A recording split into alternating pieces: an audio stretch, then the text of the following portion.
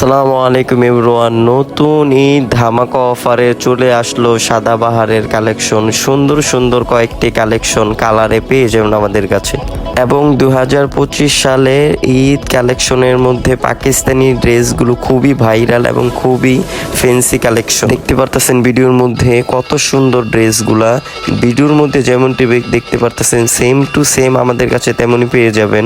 কাছে সবগুলো কালার এবং সবগুলো কোয়ান্টিটি পেয়ে যাবেন এবং পাকিস্তানি সবগুলো ড্রেস আমাদের কাছে রয়েছে।